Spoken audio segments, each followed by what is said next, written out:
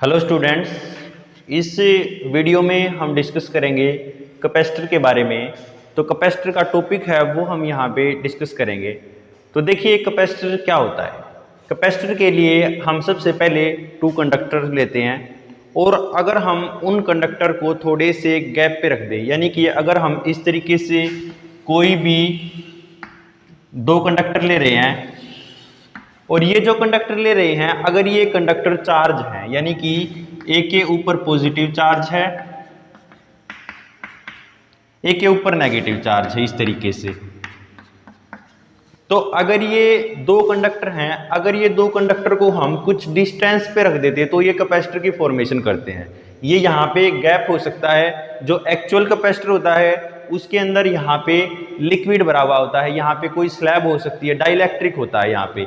तो जनरली जो capacitor use होता है उसमें दो कंडक्टर होंगे, दो कंडक्टर अपोजिट चार्ज के होंगे, उसको अगर हम कुछ डिस्टेंस पे रखें तो वो हमारे पास एक कैपेसिटर की फॉर्मेशन करेगा।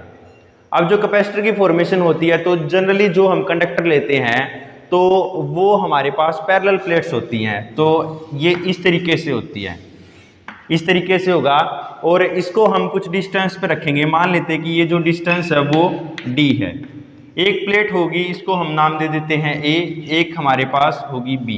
एक के ऊपर पॉजिटिव चार्ज होगा इस तरीके से, एक के ऊपर नेगेटिव चार्ज होगा। तो ये एक कैपेसिटर की फॉर्मेशन करेगा। इसको हम पैरेलल प्लेट कैपेसिटर कहेंगे क्योंकि यहाँ पे हमने दो प्लेट ली हैं, वो एक दूसरे के पैरेलल में हैं, उनको कुछ डिस्टेंस पे रखा है, तो ये हमारे पास एक पैरेलल प्लेट कैपेसिटर हो गया।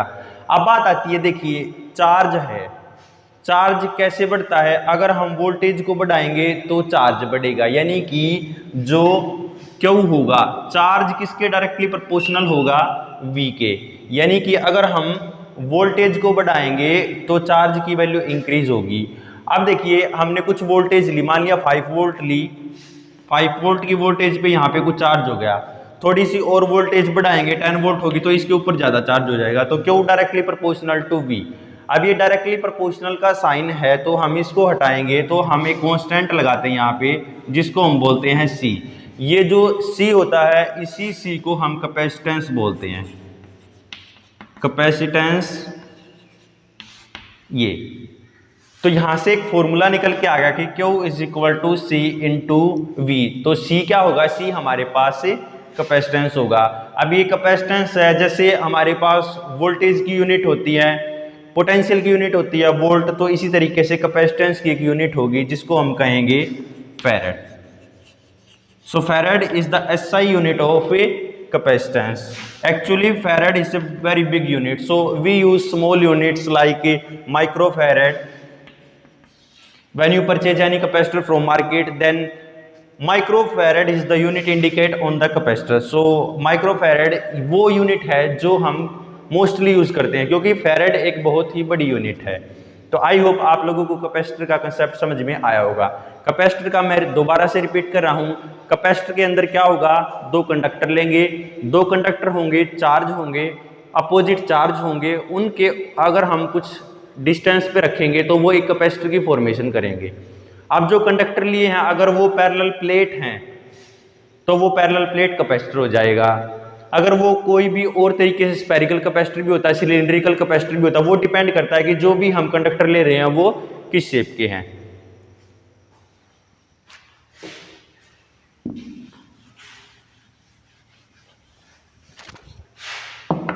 अब बात आती है कि प्रिंसिपल क्या है इसका।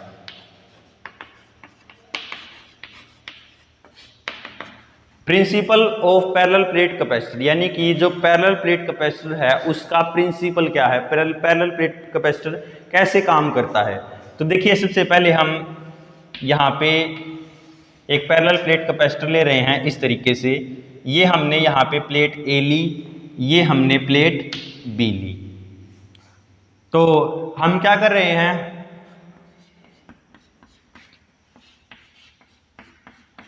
सबसे पहले हम ये जो प्लेट A है इसको चार्ज करते हैं। तो हमने इसको चार्ज देना स्टार्ट किया इस तरीके से, ये जो प्लेट है ये चार्ज होनी स्टार्ट हो जाती है इस तरीके से, इस पे चार्ज हो गया।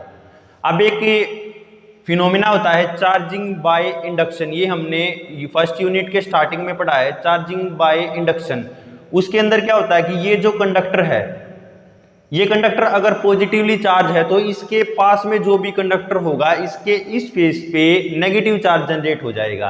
तो ये यहाँ पे पॉजिटिव था तो यहाँ पे एक by induction negative charge generate हो गया। अब ये नेगेटिव इधर जनरेट हुआ तो पॉजिटिव उधर जनरेट होगा, तो यहाँ पे पॉजिटिव इस तरीके से।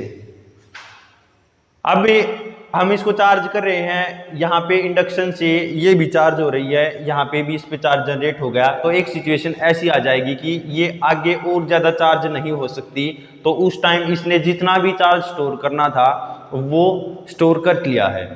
अब हम क्या करेंगे, अब हम इसकी चार्ज स्टोरिंग कैपेबिलिटी को बढ़ाना है, क्योंकि जो कैपेसिटर होता है, कैपेसिटर एक डिवाइस ही वो होती है जो चार्ज को स्टोर करती है।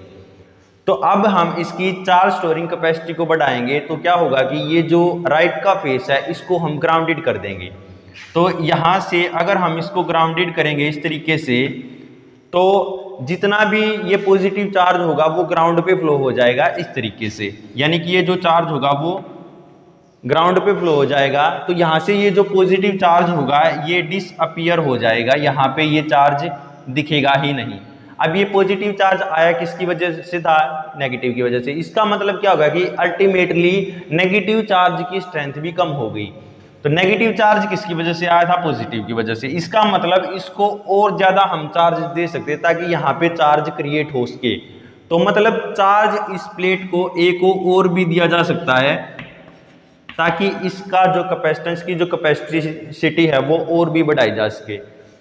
तो इस तरीके से ये चार्ज को बढ़ा रहे हैं हम, चार्ज को स्टोर करने की एबिलिटी बन रही है। तो ये हमारे पास कैपेसिटर का प्रिंसिपल है। कैपेसिटर के प्रिंसिपल में सबसे पहले हमने दो प्लेट ली, एक के ऊपर पॉजिटिव चार्ज दिया बाय इंडक्शन, दूसरी के ऊपर नेगेटिव चार्ज जनरेट हुआ। नेगेटिव चार्ज जनरेट होने के बाद एक सिचुएशन ऐसी आएगी कि प्लेट ए है वो और ज़्यादा चार्ज नहीं ले रही, फुली चार्ज हो गई। उसके बाद बाय इंडक्शन यहाँ पे नेगेटिव चार्ज जनरेट हुआ, यहाँ पे पॉजिटिव जनरेट हुआ था।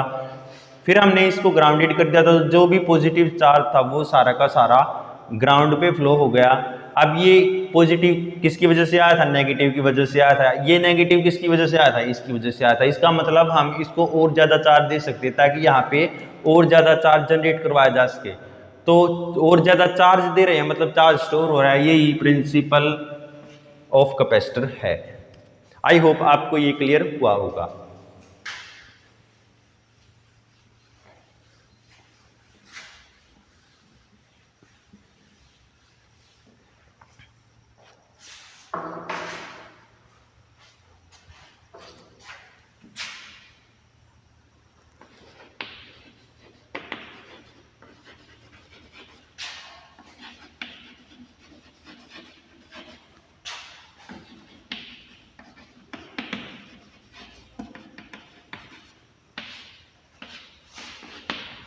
अब हम जो बात करेंगे वो बात करेंगे series and parallel combination of capacitor, यानी कि जो कैपेसिटर होते हैं उनको एक बार हम सीरीज में लगा के देखेंगे।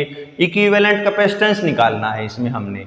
अगर हम सबसे पहले सीरीज की बात करते हैं तो सीरीज में सबसे पहले हमने ये 3 कैपेसिटर्स लिए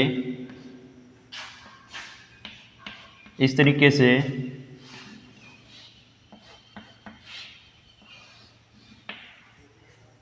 अब देखिए ये जो यहाँ पे वोल्टेज अप्लाई की है वो हमने वो V की है, ठीक है। अब अगर मैं इसको C1 नाम दे रहा हूँ, इसको C2, इसको C3, ये कैपेसिटर के सिंबल होते हैं।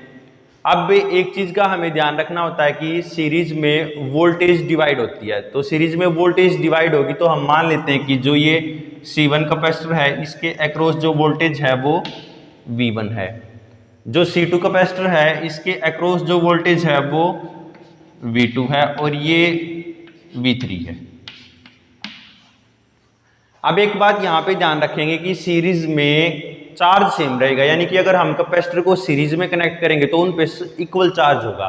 तो इसके ऊपर भी जो चार्ज है उसको हम क्यू लेते हैं, यहाँ पे भी क्यू होगा और यहाँ पे भी क्यू होगा। तो एक रिलेशन है कैपेसिटर का जो हमने अभी अभी पढ़ा, वो क्या है कि Q is equal to C V. अब देखिए यहाँ पे Q is equal to C V है। अगर हम इसको फर्स्ट वाले कैपेसिटर के लिए लिखेंगे, चार्ज कितना उस पर सी, चार्ज है उस पर Q, वोल्टेज है V1 और कैपेसिटेंस है C1, तो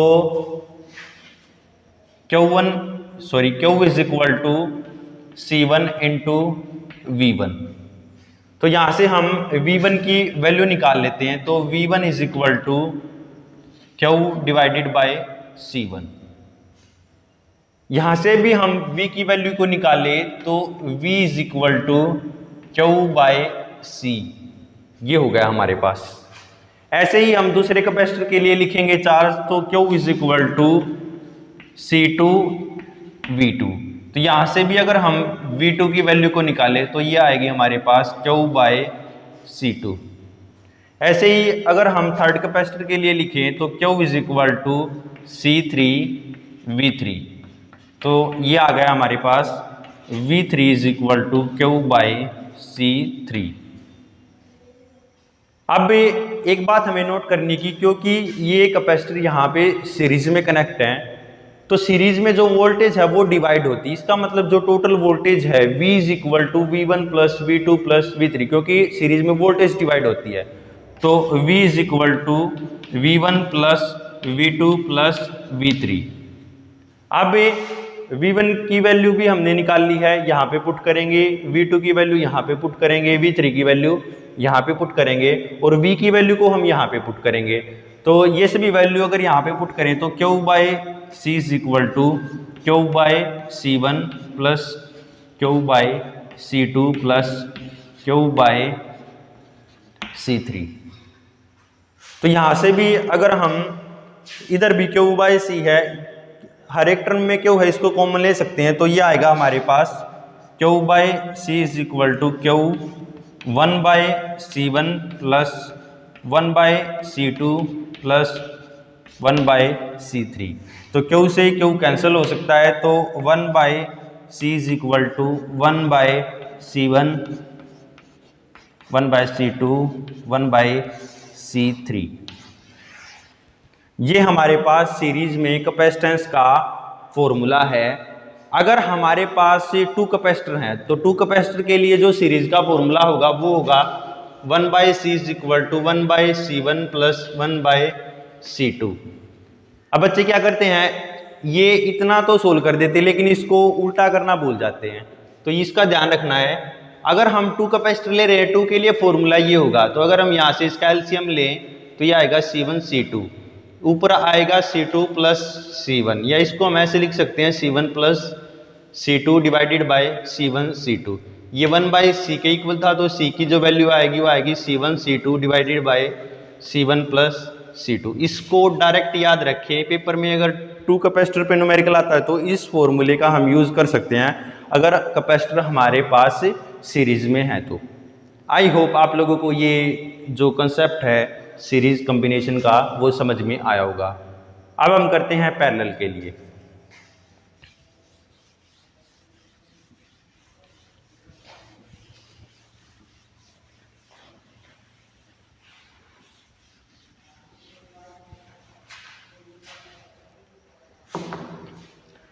तो पैरेलल के लिए हम 3 कैपेसिटर का केस ही लेते हैं। एक कैपेसिटर ये हो गया हमारे पास, एक ये हो गया, एक ये हो गया, और इसको हमने कनेक्ट किया एक बैटरी से। बैटरी की वोल्टेज V है। अब देखिए ये जो कैपेसिटर है, ये इसका कैपेसिटेंस C1 C2 C3। अब यहाँ पे ध्यान देने वाली बात क्या है कि जो आने वाली बात ये है कि जब भी हम चीज़ों को पैरेलल में कनेक्ट करेंगे तो वोल्टेज सेम रहेगी, चार्ज डिवाइड होगा। तो इसका मतलब इस कैपेसिटर पे जो चार्ज होगा वो Q1 होगा, इस पे Q2 और इस पे Q3। वोल्टेज सब के लिए सेम रहेगी, इसके लिए भी इसके लिए भी। तो Q is equal to CV relation है हमारे पास। अगर हम फर्स्ट कैपेसिटर के लिए लिखेंगे तो फर्स्ट के लिए जो चार्ज होगा वो Q1 होगा, उसका कैपेसिटेंस C1 है, वोल्टेज उसके लिए सेम है। अब Q2 लिखेंगे तो Q2 is equal to C2 into V होगा, Q3 is equal to C3 into V होगा। अब ये हमने Q1, Q2, Q3 की वैल्यू लिख ली, ये Q is equal to CV है। अब मैंने बताया कि जब भी हम चीजों को पैरेलल में कनेक्ट करेंगे, वोल्टेज सेम है, चार्ज डिवाइड हो रहा है, तो अगर हम टोटल चार्ज को Q मान के चले कि यहां से जो चार्ज चल रहा था वो Q था, तो Q की वैल्यू किसके इक्वल होगी? Q की वैल्यू होगी Q is equal to Q1 plus Q2 plus Q3। अब क्योंकि ये वाली वैल्यू यहाँ पे पुट करेंगे तो ये आएगा C into V is equal to Q1 की वैल्यू C1 इंटू वी, तो C1 into we plus Q2 की वैल्यू C2 इंटू वी, तो C2 इंटू वी, और Q3 की वैल्यू C3 इंटू वी।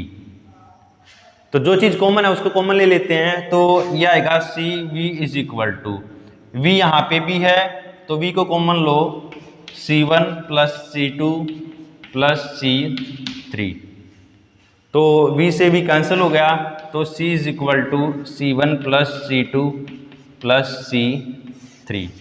ये हमारे पास कैपेसिटर का फॉर्मूला है जब हमने तीन कैपेसिटर को पैरेलल में कनेक्ट किया है, यानी कि उनको डायरेक्ट ऐड करना होता है। आगे हम रेजिस्टेंस की बात करेंगे तो उसमें उल्टा होता है, कैपेसिटर और रेजिस्टेंस का केस उल्टा होता है। तो ये हमारे पास सीरीज और पैरेलल कॉम्बिनेशन ऑफ कैपेसिटर था। तो सबसे पहले जो इस लेक्चर में हमने डिस्कस किया है वो सबसे पहले हमने कैपेसिटर लिए। कैपेसिटर क्या होता है? कैपेसिटर दो कंडक्टर को अगर हम कुछ डिस्टेंस पे रख दें और उनके ऊपर अपोजिट चार्ज हो तो वो एक कैपेसिटर